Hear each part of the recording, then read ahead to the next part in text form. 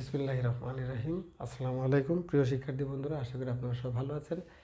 আর প্রতিদিনের মতো আপনাদের সাথে আমরা যে ক্লাসগুলোর মাধ্যমে আপনাদের সাথে সাক্ষাৎ করি, আজকের সেই ধারাবাহিকতায় আমরা অর্থনীতি বিভাগ অনার্স সেকেন্ড ইয়ারে যারা গাণিতিক অর্থনীতিতে আছেন তাদের প্রথম অধ্যায় ম্যাট্রিক্স, এই ম্যাট্রিক্সের একটা গুরুত্বপূর্ণ একটা পার্ট আছে, সেটা হলো ট্রেস অফ ম্যাট্রিক্স। ঠিক আছে, আমরা এটাকে বলি ট্রেস অফ ম্যাট্রিক্স বা ম্যাট্রিক্সের ট্রেস।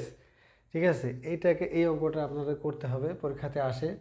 ঠিক আছে, এটা আপনারা কীভাবে করবেন? ঠিক আছে, তাহলে এটার সংজ্ঞা কি, যে ম্যাট্রিক্সের ট্রেস কাকে বলে? যে কোনো বর্গ ম্যাট্রিক্সের প্রধান কর্ণের উপাদানসমূহের বর্গের সমষ্টিকে ওই ম্যাট্রিক্সের ট্রেস বলা হয়। কি বললাম? কোনো বর্গ ম্যাট্রিক্সের প্রধান কর্ণের উপাদানসমূহের বর্গের সমষ্টিকে। ঠিক আছে, কোনো বর্গ ম্যাট্রিক্সের প্রধান কর্ণের উপাদানসমূহের সমষ্টিকে আমরা কি বলবো? ম্যাট্রিক্সের ট্রেস বলবো। ওকে, এখন ধরুন আপনাদের একটা এরকম একটা ম্যাট্রিক্স আছে। ঠিক আছে, ধরুন A11, A12, A13। ঠিক আছে, এখানে A21, A22, A23, তাহলে এটা হলো A31, A33, A32, তাই না? A32, A33। ঠিক আছে, তাহলে এটা এক ধরনের একটা ম্যাট্রিক্স। এই ম্যাট্রিক্সে তাহলে এখন ট্রেস কী হবে?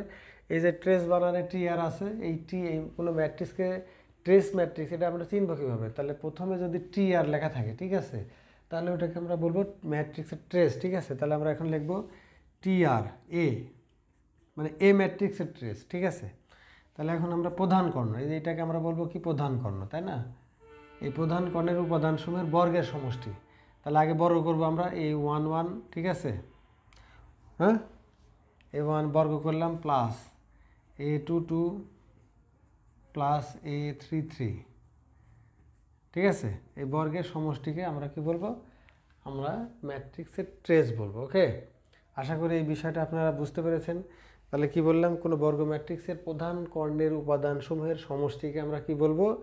ম্যাট্রিক্সের ট্রেস বলবো। ওকে, তাহলে প্রধান কর্ণ কোনটা? এটা ক্লিয়ার। আর বর্গ ম্যাট্রিক্সের সংজ্ঞা তো আপনারা জানেনই। ঠিক আছে, সেইটা আপনারা এখানে অ্যাপ্লাই করবেন।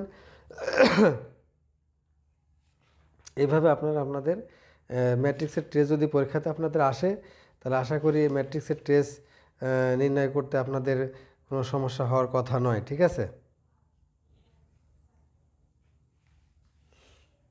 তাহলে এখানে এটাকে আমরা 3/3 অর্ডারের ম্যাট্রিক্স বলবো। ঠিক আছে, 3টা সারি আছে, 3টা কলাম আছে, তাই না? আর বর্গ ম্যাট্রিক্স কাকে বলে? যে ম্যাট্রিক্সের সারি এবং কলাম সংখ্যা উভয় সমান। ঠিক আছে, যে ম্যাট্রিক্সের সারি এবং কলাম উভয় সমান থাকবে সেটাকে আমরা কী বলবো? বর্গ ম্যাট্রিক্স। তার মানে এখানে দেখুন, এখানে 3টা সারি আছে, 3টা কলাম আছে, তাই আছে না?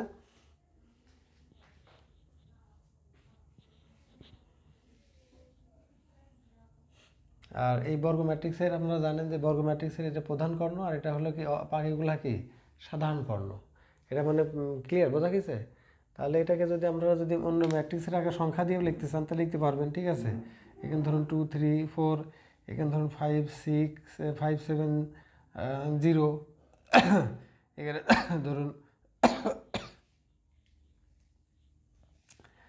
যে কোনো সংখ্যা দিতে পারেন, 9, 8, 3। ঠিক আছে, তাহলে এটাকে এখন আপনারা যদি ট্রেস বের করেন তাহলে টি আর এ ট্রেস অফ ম্যাট্রিক্স। তাহলে যে প্রধান কর্ণের উপাদানগুলো এখন আপনারা কী করবেন? বর্গ করবেন। 2 square plus 7 square plus 3 square.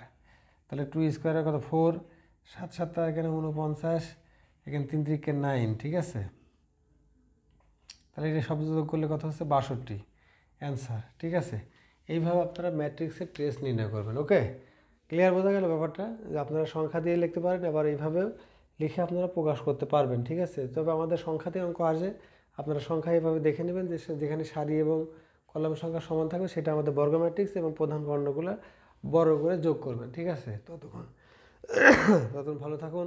অবশ্যই আমাদের পেজটাকে আপনারা ফলো করবেন, শেয়ার করবেন। আল্লাহ হাফেজ।